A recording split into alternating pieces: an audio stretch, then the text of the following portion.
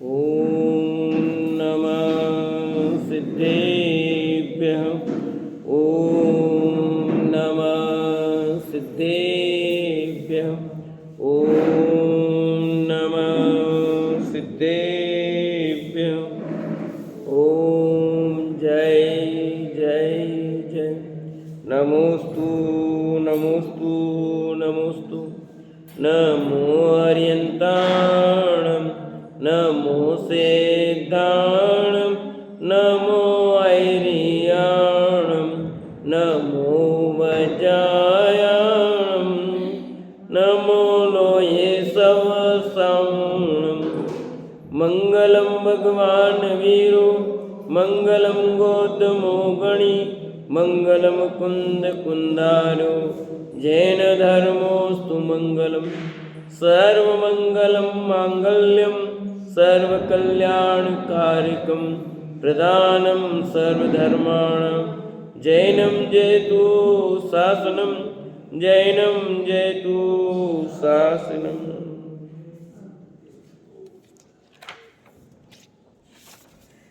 अरिहंत देव वंदे गुरु वंदे नगणनाणव्यरायो धम्मदयामय वंदे कम्मख कारणं शुद्धम। बोले जिनवाणी मात की जय हो। बोले सरस्वती मात की जय हो। सुदृष्टि तरंगिणी नाम का ग्रंथ पंडित टेकचंद जी कृत। और कल हमारा विषय चला था कि जो कर्म शास्त्र तथा लौकिक शास्त्र हैं उन लौकिक शास्त्रों का अध्ययन भी करना और अपने परिवार का सही ढंग से पालन करना। साथ में ये भी कहा था प्रथम तो मुनि बनने का पुरुषार्थ हो और वह न हो सके तो गृहस्थ जीवन जिए। तो गृहस्थ जीवन जीते हुए भी किस प्रकार उसका जीवन होता है कुछ चर्चा हुई थी और कुछ आगे की ओर चर्चा यहाँ करते हैं। कल वचनों की बात भी आई थी किस प्रकार वो वचन बोले। अब आज के दिन किस लोगों ने कितना ध्यान रखा वचन बोलने में वो सब देख सकते हैं और आगे भी कितना हम ध्यान रख पाएंगे ये देखना है। अब आगे कहते हैं वह तत्ववेता यह तत्ववेता सदैव राज संपदादि भोगता हुआ चित्त में ऐसा विचार करता है कि मैं अनादि काल से संसार भ्रमण करता हुआ नरकादि कुगतियों में पाप फल भोग कर दुखी हुआ हूँ। कभी शुभ परिणति के फल में पुण्य से देवादि शुभगति के इंद्रियजनित मनोवांछित सुख भोगे, परंतु इस जीव की भोग तृष्णा नहीं मिटी, संसार भ्रमण नहीं मिटा। मैं जन्म मरण के दुखों से कब छूटूंगा। धन्य है मुनि तीर्थंकर देव जिनने राज संपदा त्याग कर सिद्ध लोक प्राप्त किया। मैंने भी अब अच्छा अवसर प्राप्त किया है, इसलिए ऐसा कार्य करूं जिससे संसार का भ्रम मिट जाए। सदैव इसके उपाय का विचार करता रहता है। देखो कैसे विचार है कि मुनि दीक्षा न लेने पर भी गृहस्थ जीवन में रहते हुए भी वह कैसा विचार करे। लौकिक शास्त्रों का अध्ययन करके अपनी आजीविका का परिवार का पालन पोषण करते हुए भी परिवार में रहते हुए भी गृहस्थ जीवन जीते हुए भी किस तरह से वो विचार करता है करना चाहिए ये बात है। जिसने किया वो तो ठीक है, अब हमें करना है ना, हम गृहस्थ जीवन जी रहे हैं तो ये अपने लिए हम कैसे विचार करें। यह तत्ववेदा सदैव राज संपादि भोगता हुआ, क्या लिखा, राज संपदादि भोगता हुआ। जो जैसा गृहस्थ जीवन में जैसा उसको पद है, व्यापार धंधा है, जो भी उसकी सुविधा है, राजनीति में राजू सबका भोगता हुआ चित्त में ऐसा विचार किया करता है। चित्त में अपने स्वरूप में अपने मन में ऐसा विचार करता है कि क्या विचार करता है वो अपने बारे में सोचता है कि मैं अनादि काल से संसार भ्रमण करता आ रहा हूँ, कि एक आज से नहीं, कल से नहीं, परसों से नहीं, अनादि काल हो गया मुझे संसार भ्रमण करते करते करते रखड़ते रखड़ते। भववन में जी भर घूम चुका, कण कण को जी हर भर देखा। मृग सम मृग तृष्णा के पीछे मुझको न मिली सुखी रेखा। वो विचार करता है, अनादि काल से संसार में भ्रमण कर रहा हूँ और मुझे भ्रमण करते करते करते इतना समय व्यतीत हो गया, पर मैंने सुख की प्राप्ति नहीं की भाई। नरकादि कुगतियों में पाप फल भोगकर दुखी हुआ, कभी नरक गया, कभी त्रिंज गया, कभी निगोद में गया। इन नरकादि गतियों में भ्रमण करते करते कितना दुख पाया, पाप का फल खूब भोगा, तो पुण्य का फल भी भोगा है। कभी सुपरिणति के फल में पुण्य से दिवादी सुगति के निजनित मनोवांछित सुख भोगे, कभी मैंने पाप का फल भोगा है तो कभी मैंने पुण्य का फल भी भोगा है। आता ना कि 2000 शादी के लिए निगोद से निकला, उसमें ज्यादा देवगति को प्राप्त करता है। हाँ हाँ, और नरगति का काल तो कम है, 729, हाँ 729 760 ऐसा कुछ है। और देवगति का सर्वाधिक काल देवगति का है, और नरक का तो कम है उसकी तुलना में। इससे सिद्ध होता है कि जीव पाप से डरता है और इसलिए पाप से डर के उसमें जाता। सब मनुष्यों की बात है, जैनियों के लिए ऐसा नहीं ये एक जीव की अपेक्षा खत्म नहीं है। संसार में रहने वाले समस्त जीव जो निगोद से निकले हैं 2000 शादी काल के लिए, पुनः जब तक निगोद नहीं जाएंगे तब तक के लिए सबके लिए नियम है। जाति विशेष का नियम नहीं है यहाँ, और भरत क्षेत्र के जीवों का नियम नहीं है। ये समस्त मनुष्य जाति के लिए नियम है, चाहे वो ऐरावत क्षेत्र के हो, चाहे वो भरत क्षेत्र के हो, चाहे वो किसी भी क्षेत्र, 7 क्षेत्रों में किसी भी क्षेत्र के हो। अरे सिर्फ जम्बू द्वीप का ही नियम नहीं है ये 2.5 द्वीप में ही नहीं, 2.5 द्वीप में तो मनुष्य ही रहते हैं, बाकी जीव तो ना समस्त जीवों की बात है ना। तो जो ऊर्ध्वलोक, मध्यलोक, अधोलोक, समस्त जीवों की, पूरे लोकाकाश में रहने वाले जीवों की बात चल रही है। एक जीव की बात नहीं है, पूरे लोकाकाश में जितने जीव हैं सब जीवों की अपेक्षा कथन है ये। तो किस जीव ने कभी नरकादि कुगतियों का फल भोगा पाप के फल में, कभी पुण्य के उदय से देवादि गति में गया, मनुष्य में आनंद उठाया, त्रिंज में भी अनुकूलता वाले स्थान भोग भूमि के में जन्म लिया,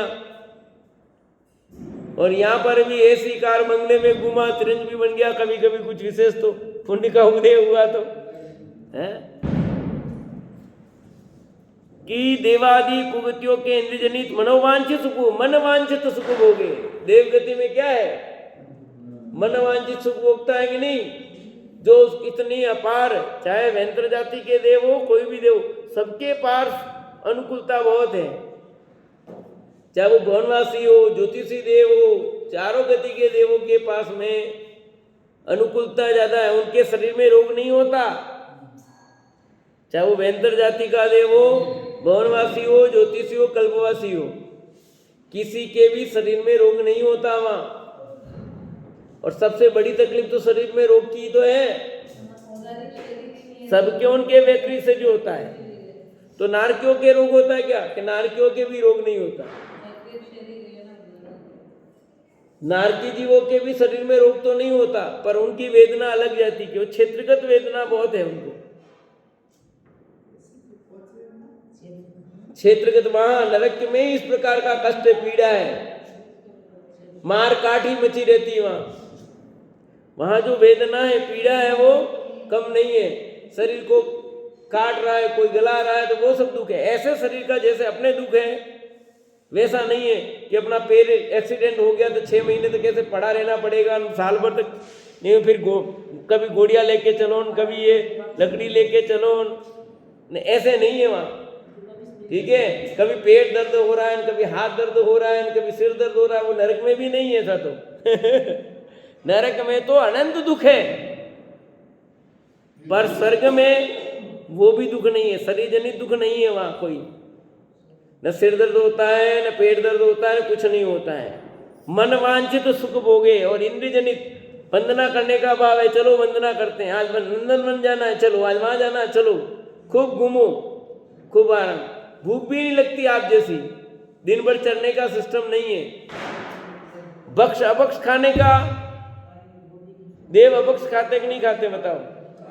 खाते नहीं पता आपको? देव अबख्श नहीं खाते? चढ़ाई दिया रे, कटे मुर्गा चढ़ाई रहे, कटे देवती देवी ने कई चढ़ाई रहे, खाई नहीं रहे हैं? चढ़ाते ना देवी का भोग, चढ़ाते नहीं चढ़ाते देवी देवताओं के भोग? अरे भाई कितनी मूर्खता है, कोई भी देव ऐसा आहार ग्रहण नहीं करता है, न देवी करती है। देव और देवियों के कंठ से अमृत झरता जब भी भूख लगती है, वे कोई ऐसा आहार ग्रहण ही नहीं करते। अब आप जैसा आहार ग्रहण करते नहीं, शरीर में तकलीफ कहीं से होगी? ये खाने से तो गड़बड़ होता है शरीर में, तो आप जैसा आहार ग्रहण करते ही नहीं है तो गड़बड़ ही नहीं होता है। कभी दस्त लग रही है, कभी पेट बंद हो जाता है, कभी कुछ हो जाता है, यहाँ तो अनुकूलता है। हाँ हाँ, वहाँ देखा तो सब जाति वाले सब्जियां चढ़ा रहे हैं, सब तरह की सब्जियां, सब तरह की मक्की, दुनिया में सब। तो वो तो वहाँ ऐसा सिस्टम है, जो भी पहला भोग हो पहले भगवान को लाके चढ़ाते हैं।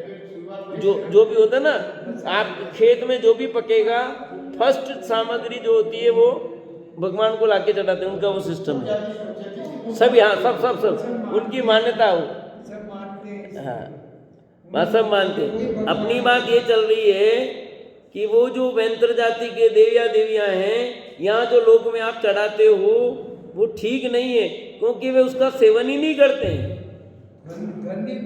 बोलते तो हैं, ये तो तुम्हारे लोगों को बेवकूफ बनाने के लिए करते, तो उसका पाप उनको लगता है। यदि कोई देव देवी ऐसा कहते हैं और करवाते हैं तो उनको उसका पाप लगता है, नहीं लगता ऐसा नहीं है।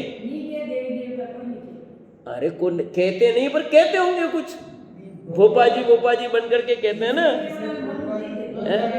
तो जो भी नाटक है भोपा जी को खाना होता है और नाम लेते हैं देवी देवता, पर कदाचित ऐसा है, वो परंपरा होती है ना, उस गति से, उस क्षेत्र से, उस गए हुए उस, तो उनकी आदतें होती हैं, तो वो दूसरों को दिखाने के लिए, बताने के लिए ऐसा कह सकते हैं, क्योंकि उनको भी पाप लगता है।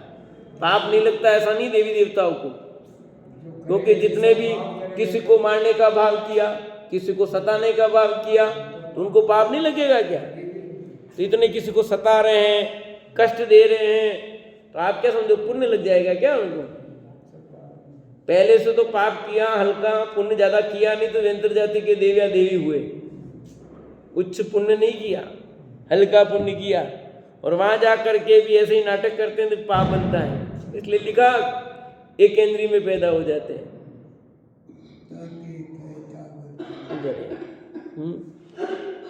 किन परिणाम से जाते होंगे? तो ये कह रहे हैं कि विचार करता है कि देवादि सुगति की प्राप्ति की, इंद्र जनित मनोवांछित भोग भी भोगे मैंने, कोई कमी नहीं रखी। जैसा खाना पीना, मतलब आपके जैसा खाना पीना, उनके कर्ण अमृत जरा, जो भी भोग, घूमना फिरना, जो भी करना खूब किया, परंतु अब ये लाल बत्ती लग गई। टोडोमल जी साहब लगाते ना मुख में, ऐसे ही लाल बत्ती है। इस जीव की भोग तृष्णा नहीं मिटी, रिक्त रही वह आशा तृष्णा से जलाने, और मेरी ये रिक्तता बनी हुई है, भरी नहीं, भोगों की तृष्णा मिटी नहीं। कितना भी खाओ, कितना भी पियो, इधर खाते हैं इधर पीते हैं, फिर इच्छा हो जाती है। भोगों की वांछा मिटी नहीं मेरी, संसार भ्रमण नहीं मिटा, कि अभी तक भी संसार भ्रमण चल ही रहा है। मैं जन्म मरण के दुखों से कब छूटूंगा? क्या विचार करता वो ज्ञानी धर्मात्मा जिसने धर्मशास्त्र का भी अध्ययन किया है, कर्मशास्त्र का भी अध्ययन किया है, अब गृहस्थ जीवन में जी रहा है, जीने के साथ में भी इसका विचार करता है कि मैं जन्म मरण के दुखों से कब छूटूंगा, कब मेरे संसार का अभाव होगा। अपने कहते हैं इतना ही विचार करते हो तो फिर दीक्षा ही ले लो ना, काहे को गृहस्थ में पड़े हो। हम तो बस सीधी लठ मार भाषा बोल देते हैं। अरे भैया नहीं बन सकता है तभी तो वो विचार कर रहा है। विचार तो आएगा ना, गृहस्थ जीवन में रह रहे हैं कि वो सुख घड़ी कब आएगी, कब धन्य सुअवसर पाऊं, जब निज में ही रम जाऊं, कर्ता अधिक भेद मिटाऊं, राग अधिक दूर भगाऊं। अरे अंदर में भाव तो बराबर बना है, तो विचार करता है क्योंकि उसने तो जिनागम का अध्ययन किया है, तो बार बार उसके अंदर विचार कब मेरा जन्म मरण का अभाव होगा, कब ये संसार का अभाव होगा। धन्य है मुनि तीर्थंकर देव जिनने राज संपदा त्याग कर सिद्ध लोक प्राप्त किया। धन्य वे दिगंबर मुनिराज संत, धन्य वे तीर्थंकर जिन्होंने संसार के इस परिवार का त्याग कर दिया। छोड़ दिया परिवार कि तुमने छोड़ा सब घर बार, छोड़ा कि नहीं, छोड़ दिया परिवार, छोड़ा सब संसार।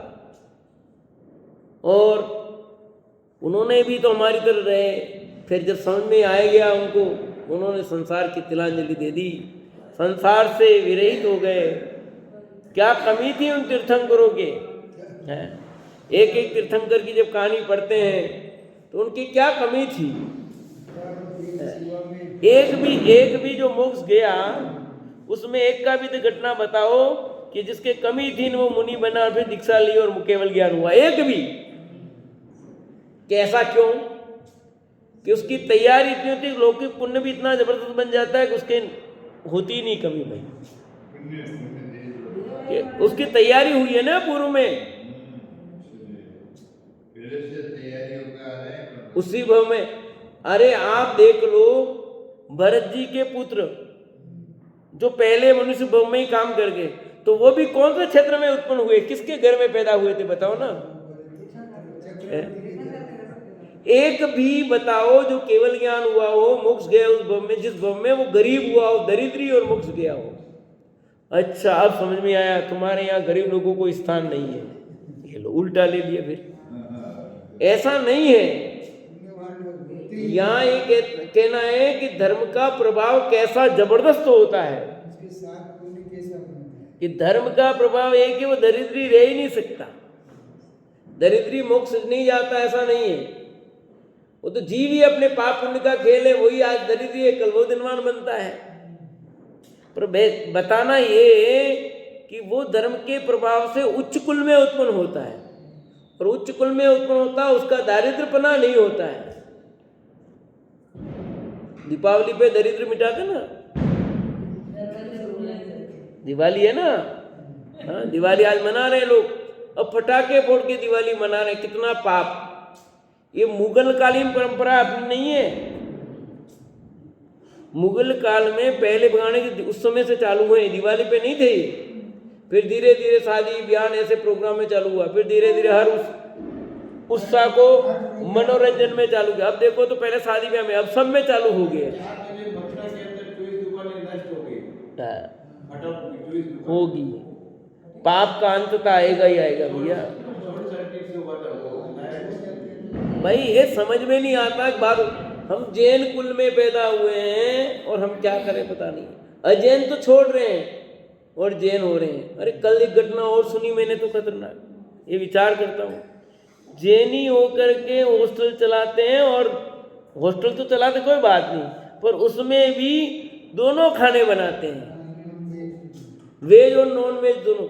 मेरा माथा ऐसा ठनक गया कल सुना, और वो भी कौन, फिर जैन और मुमुक्षु। कैसा मुमुक्षु, मुमुक्षु थोड़ी है वो मुमुक्षु नहीं है, पर मुमुक्षु है यूं। तो भाई समझ में विचार करो कि जैन कुल में उत्पन्न हुआ, दिगंबर जैन में उत्पन्न हुए, और तुम ऐसा करो। हाँ दिगंबर जैन देखो तो मांस मट्टी खा रहे हैं, या श्वेतांबर जैन हो, कोई भी जैन हो, पर ये कहाँ तक उचित है? अजैन तो नहीं खा रहे हैं और जैन खा रहे हैं। एमपी में एक लड़का, उसकी मम्मी ने तो 32 उपवास किए और वो रोजे के छाती में गया और वो वहाँ मांस खा के आ गया। अब आप सोचो क्या होगा। मुसलमानों में जन्मा हुआ बच्चा, छोटा सा बच्चा, वो इतना वो उनके सामने विनती कर रहा है कि मैं, मेरे मम्मी पापा मांस खाते हैं, मुझे यहाँ से ले जाओ, मुझे हाथ जोड़ जोड़ के वो ये कर रहा है। वो संस्कार ये समझ लेना चाहिए। ये जो बात आ रही ना, जन्म मरण के दुखों से कब छूटूंगा, धन्य मुनि तीर्थंकर देव जिनने राज संपदा त्याग कर सिद्धलोक प्राप्त किया। कहा तो ये विचार और कहा अपनी आजीविका के लिए था। एक गृहस्थ आजीविका चलाते हुए क्या विचार करता है, दूसरा अपनी आजीविका के लिए होटल चलाता है, उसमें पैसे के लोभ में। अरे पैसे शुद्ध शाकाहारी होटल और ज्यादा चलने वाला है, चला के देखो। पर लोग तो कि दोनों खाने बनते हैं वहाँ। मैंने कहा यार गजब हो गया। और हॉस्टलों में कोई जगह नहीं जहाँ सब जो सरकारी जो कॉलेज के हॉस्टलों में तो दोनों मिलते ही मिलते हैं, पर जो व्यक्तिगत हॉस्टल हैं उनमें भी ये हाल है। तो आप सोचो क्या होगा। वो भी जैनियों के हो तो समझ में भी आता है, पर जैनियों के भी ये हाल हो तो क्या दशा होगी, विचार करना।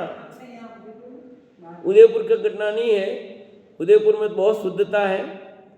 उदयपुर के जैनियों की क्या और भी लोगों की काफ़ी शुद्धता है।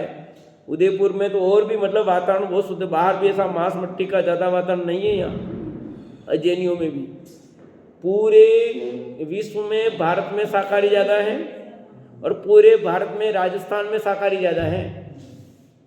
पूरे भारत में राजस्थान ऐसा राज्य जिसमें शाकाहारी ज़्यादा है, बाकी राज्यों में नहीं है। उस दृष्टि से राजस्थान में भी बात करूं तो उदयपुर बहुत अच्छा है। आज बच्चे गए जो मकान लेके ले रहे, उन्हीं की बात कर रहा हूं, उन्होंने बताया तभी तो बता रहा हूं मैं। ये उन्होंने बताया तभी तो पता, मुझे क्या पता है। जब बच्चों से ऐसी बात होती है, कोई बताते हैं जैसा कि पंडित जी क्या करें हम, कि क्या करो बोलो, तब मेरा माता उनका कैसी स्थिति है। सब बताया मेरे को, सब लोगों ने अलग अलग कि क्या क्या हाल है। भाई अभी हितंगर गया, वहाँ कानपुर में गया था, IIT कानपुर, तो वो रात उन्होंने वहाँ नहीं खाया, उसके लिए स्पेशल खाना मंगवाया अलग बाहर से सबको, कि वहाँ जो हॉस्टल था वहाँ तो दोनों खाना बनते थे, दोनों अलग। पर नहीं, उसने अलग से अपना जैनी भाई के वहाँ से उन्होंने व्यवस्था की और वहाँ से टिफिन आता था। एक टाइम ही खाया, एक टाइम नहीं खाया अपने। इतना दूर से खाना आना, टिफिन पैसे दे करके मंगाया, परंतु 2 टाइम 20-25 मिनट आना भी महंगा पड़े। एक टाइम अपना नाश्ता, एक टाइम खाना, पर वो संस्कार थे इसलिए हुआ। रात को नहीं खाया, पर अभी संस्कार नहीं है। संस्कार देने के बाद भी कुछ विचलित होता है। संस्कार की बात नहीं, खुद पर आत्मनिर्भरता की बात है बच्ची की। संस्कार तो हमने दिए, पर वो बच्चा स्वयं अपने मजबूती हो। अभी भले शास्त्री कर दिया है, कुछ भी कर दिया, अभी रात को खा रहे हैं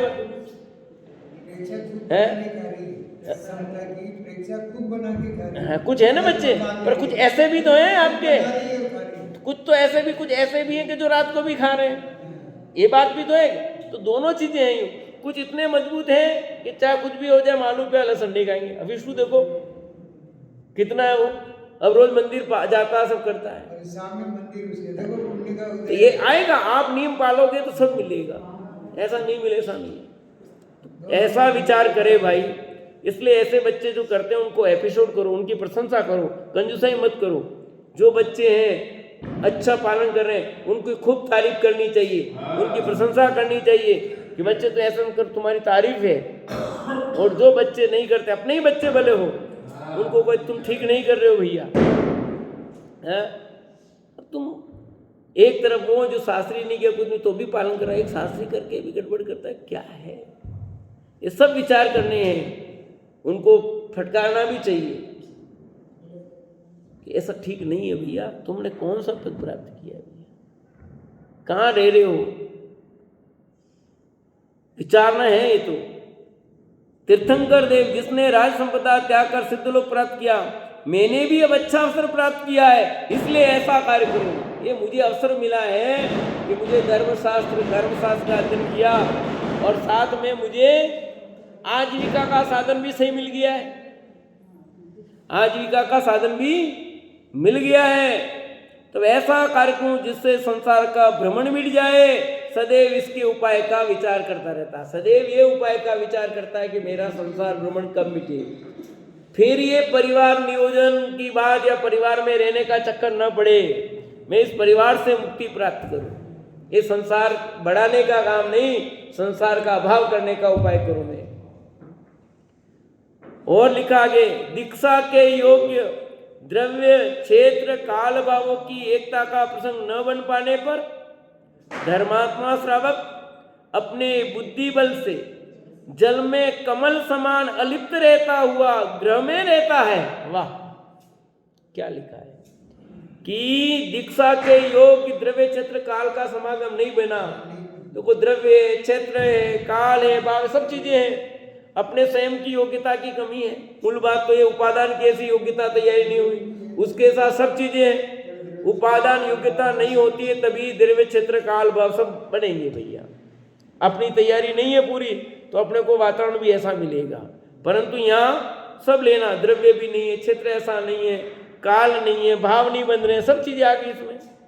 नहीं बने तो भी वह धर्मात्मा श्रावक अपनी बुद्धि के बल से जल में कमल समान अलिप्त रहता हुआ, कि जैसे पानी में कमल रहता है फिर भी पानी में डूबा हुआ होने पर भी कैसा रहता है, सूखा का सूखा है।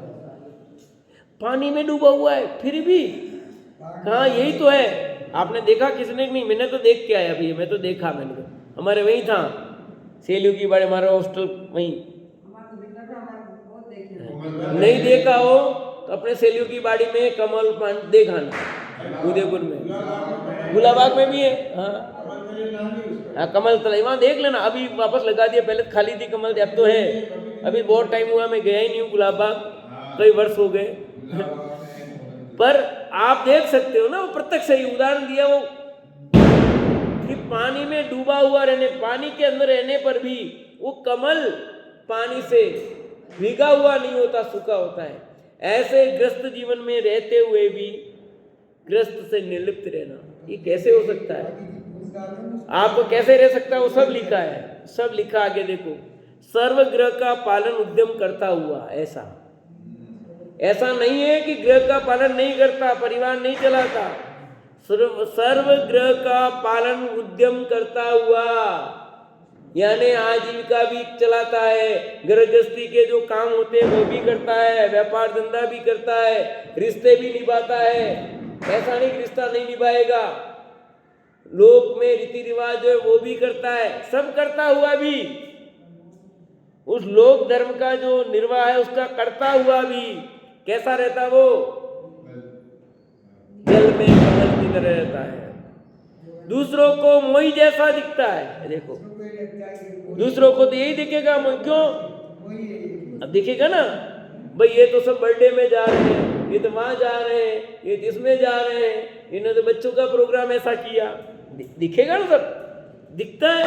दूसरों को मोही जैसा दिखता है, पर वो अंदर में कैसा, वो आप जानो, मैं जानूंगा, जो है वो जानेगा ना क्या कर रहा है। अनेक तन क्रिया वचन क्रिया द्वारा सर्व को संतोषित करके सुख उत्पन्न करता है। अनेक तन क्रिया, शरीर की क्रिया भी करता है, जो शरीर की क्रिया करनी पड़ती है वो भी करता है, ठीक है। वचन क्रिया द्वारा, अपने वचनों के द्वारा सर्व को संतोषित करता हुआ, यानी परिवार के सदस्य हैं उनको संतोष करना पड़ेगा। वो कहेंगे घूमने जाना है तो घूमने भी ले जाएगा, यात्रा कराएगा कि नहीं कराएगा, वो भी करेगा, या दर्शन भी करने जाएगा, ठीक है। पर वो भक्ष अभक्ष का भक्षण नहीं कराएगा, यात्रा भी ले जाएगा, पर वो कराएगा जो योग्य है, वो योग, अयोग्य कार्य नहीं करेगा। वो करेगा तो सही, लोक के अंदर जो सिस्टम है, जैसे जाना है बच्चों को घुमाना तो घुमाने ले भी जाएगा, सब करेगा वो भी, परंतु ऐसा कार्य जो जिनागम के विरुद्ध हो, जिससे मिथ्यात्व का पोषण होता हो, जिससे संसार का भ्रमण बढ़ता हो, तो इससे नहीं बढ़ेगा। ये भी है, पाप बंध तो होता हो पर मिथ्यात्व का बंध नहीं होता हो,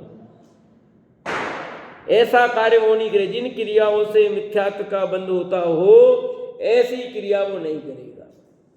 बाकी लोक में जो व्यवहार होते हैं वो सब व्यवहार को निभाएगा कि नहीं निभाएगा? पर सब जगह विवेक रखेगा। वो बिना विवेक के तो प्रश्न क्या उठता है? हैं? अब भरत जी है, क्या क्या नहीं किया उन्होंने? परिवार का पालन नहीं किया। किसने नहीं किया बोलो? शांतिनाथ, कुंतीनाथ, अरनाथ ने नहीं किया क्या? बाकी ने नहीं किया, सबने किया। राज्य का बंटवारा आदिनाथ गए तो आदिनाथ ने सब बच्चों को अपना अपना राज्य सौंपा कि नहीं सौंपा? पढ़ो आदि पुराण, सौंपा और फिर दीक्षा ले ली। तो अपना बात जो बट बटाने का काम तो वो भी करेगा, जो करना पड़ता है सिस्टम में वो सब करेगा, परंतु सावधान रहता है। अनेक तन क्रिया वचन क्रिया द्वारा सर्व को संतोषित करके सुख उत्पन्न करता है। तथापि यह धर्मात्मा गुरु के पास सीखे हुए प्रथमान योग के रस रूप पापारम का फल बुरा जानकर ग्रह कार्यों में रंजामायन नहीं होता। क्या क्या कि उसने ग्रंथों का अध्ययन किया ना, प्रथमान योग, चरणान योग, द्रव्यान योग, कर्णान योग, तो ग्रह कार्य में रंजायमान नहीं होता। जो उसने शास्त्रों से, धर्म गुरुओं से, गृहस्थाचार्यों से जो ज्ञान प्राप्त किया है उसके अनुसार उन ग्रंथों में जो रहस्य छुपा हुआ उन रहस्यों को जानकर पापारम का फल बुरा जानता है।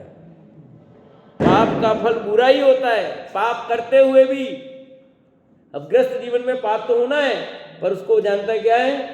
बुरा जानकर ग्रह कार्यों में रंजायमान नहीं होता। क्या कहा? ग्रह कार्यों में रंजायमान नहीं होता। जैसे आम पब्लिक सारी होती है ना, अन्य लोग, ऐसे वो मशगूल नहीं होता। बाहर में हर्षित दिखाई देता पर अंदर में हर्षित नहीं होगा। बाहर में तो आप भी हंस रहे हो तो वो भी हंसेगा, मान लो ऐसा नहीं हंस सकता है, पर वो आपको सब दिखता होगा, पर उसको अंदर में भेद विज्ञान है, अंदर से वो अच्छा नहीं मानता है। बाल बच्चों के साथ बैठेगा, परिवार के बैठा, हाँ ये भी करेगा, सब करेगा, नहीं करेगा, बोलो नहीं हंसेगा, वो रोएगा क्या? और रोने के असर पर रोता भी हो तब भी उसमें से विरक्त रहता है। ये कुछ चीजें हैं। यह तत्ववेता उदासीन वृत्ति का धारक पापारम रहित होता हुआ अपने दोनों भव सुधारता हो। क्या लिखा? यह तत्ववेता उदासीन वृत्ति का धारक है, पापारंभ रहित होता हुआ, पाप का आरंभ जितना होता है उसे रहित होता हुआ अपने दोनों भव, यह भव भी सुधारता है और पव भव भी सुधारता है। खाली बुढ़ापे में नहीं। अमरलाल साहब, जीवन पर ये बात कहाँ से शुरू हुई है? 5-7 वर्ष का बालक जो चला गया ना, वहां से कहानी शुरू हुई है। ये बुढ़ापे की बात नहीं कर रहे हैं। अब बुढ़ापे में मेरे से कुछ होता ही नहीं तो मैं यही बात करूंगा, उसमें कौन सी बड़ी बात है? हाँ, ये आप जो गृहस्थ कार्य में प्रवेश लिया अभी, उसकी बात शुरू हो गई है।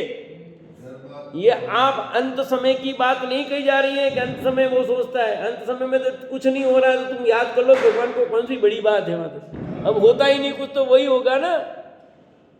ये तो ग्रस्त जीवन में प्रवेश किया है, यानी युवावस्था की बात चल रही है अभी। ये क्या हाल था?